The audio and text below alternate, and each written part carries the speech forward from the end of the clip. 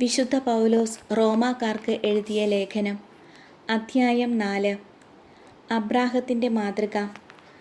ആകയാൽ ജഡപ്രകാരം നമ്മുടെ പൂർവ്വപിതാവായ അബ്രാഹത്തെക്കുറിച്ച് എന്താണ് പറയേണ്ടത്? അബ്രാഹം പ്രവർത്തികളാലാണ് നീതീകരിക്കപ്പെട്ടതെങ്കിൽ അവന് അഭിമാനത്തിന് വകയുണ്ട്, ദൈവസന്നിധിയിലല്ലെന്ന് മാത്രം. വിശുദ്ധ ലിഖിതം പറയുന്നതെന്താണ്? അബ്രാഹം ദൈവത്തിൽ വിശ്വസിച്ചു, അത് അവന് നീതിയായി പരിഗണിക്കപ്പെട്ടു. ജോലി ചെയ്യുന്നവൻ്റെ കൂലി കണക്കാക്കപ്പെടുന്നത് ദാനമായിട്ടല്ല, അവകാശമായിട്ടാണ്. പ്രവൃത്തികൾ കൂടാതെ തന്നെ പാപിയെ നീതീകരിക്കുന്നവനിൽ വിശ്വസിക്കുന്നവൻ്റെ വിശ്വാസം നീതിയായി പരിഗണിക്കപ്പെടുന്നു. പ്രവൃത്തികൾ നോക്കാതെ തന്നെ നീതിമാനെന്ന് ദൈവം പരിഗണിക്കുന്നവൻ്റെ ഭാഗ്യം ദാവീദ് വർണ്ണിക്കുന്നു. അതിക്രമങ്ങൾക്ക് മാപ്പും പാപങ്ങൾക്ക് മോചനവും ലഭിച്ചവൻ ഭാഗ്യവാൻ. കർത്താവ് കുറ്റം ചുമത്താത്തവൻ ഭാഗ്യവാൻ. പരിച്ഛേദിതർക്ക് മാത്രമുള്ളതാണോ ഈ ഭാഗ്യം, അതോ അപരിച്ഛേദിതർക്കുമുള്ളതോ? അബ്രാഹത്തിന് വിശ്വാസം നീതിയായി പരിഗണിക്കപ്പെട്ടു എന്നാണല്ലോ നാം പറയുന്നത്. എങ്ങനെയാണത് പരിഗണിക്കപ്പെട്ടത്? അവൻ പരിച്ഛേദിതനായിരുന്നപ്പോഴോ അപരിച്ഛേദിതനായിരുന്നപ്പോഴോ? പരിച്ഛേദിതനായിരുന്നപ്പോഴല്ല, അപരിച്ഛേദിതനായിരുന്നപ്പോൾ. അപരിച്ഛേദിതനായിരുന്നപ്പോൾ വിശ്വാസം വഴി ലഭിച്ച നീതിയുടെ മുദ്രയായി പരിച്ഛേദനം എന്ന അടയാളം അവൻ സ്വീകരിച്ചു.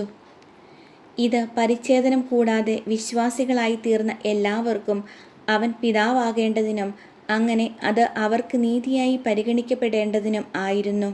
മാത്രമല്ല, അതുവഴി അവൻ പരിച്ഛേദിതരുടെ പരിച്ഛേദനം ഏൽക്കുക മാത്രമല്ല, നമ്മുടെ പിതാവായ അബ്രാഹത്തിന് പരിച്ഛേദനത്തിന് മുമ്പുണ്ടായിരുന്ന വിശ്വാസത്തെ അനുഗമിക്കുക കൂടി ചെയ്തവരുടെ പിതാവായി. വാഗ്ദാനവും വിശ്വാസവും.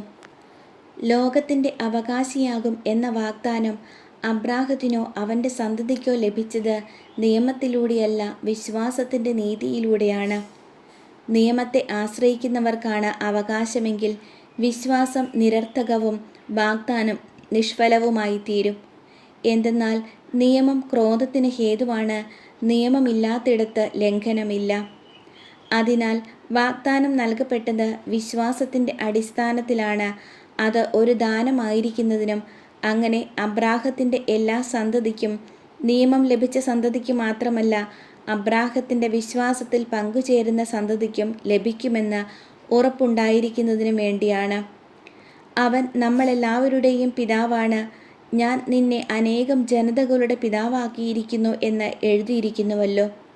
മരിച്ചവർക്ക് ജീവനും അസ്തിത്വമില്ലാത്തവയ്ക്ക് അസ്തിത്വവും നൽകുന്നവൻ്റെ മുമ്പിൽ അവൻ വിശ്വാസമർപ്പിച്ച ദൈവത്തിൻ്റെ സന്നിധിയിൽ ഉറപ്പുള്ളതായിരുന്നു ഈ വാഗ്ദാനം. നിന്റെ സന്തതി ഇപ്രകാരമായിരിക്കും എന്ന് പറയപ്പെട്ടിരുന്നതനുസരിച്ച് താൻ അനേകം ജനതകളുടെ പിതാവാകും എന്ന് പ്രതീക്ഷയ്ക്ക് സാധ്യത ഇല്ലാതിരുന്നിട്ടും പ്രതീക്ഷയോടെ അവൻ വിശ്വസിച്ചു. 100 വയസ്സായ തൻ്റെ ശരീരം മൃതപ്രായമായിരുന്നെന്നും സാറായിയുടെ ഉദരം വന്ധ്യമാണെന്നും അറിയാമായിരുന്നിട്ടും അവൻ്റെ വിശ്വാസം ദുർബലമായില്ല. വിശ്വാസമില്ലാത്തവനെ പോലെ ദൈവത്തിൻ്റെ വാഗ്ദാനത്തിനെതിരായി അവൻ ചിന്തിച്ചില്ല. മറിച്ച് ദൈവത്തെ മഹത്വപ്പെടുത്തിക്കൊണ്ട് അവൻ വിശ്വാസത്താൽ ശക്തി പ്രാപിച്ചു.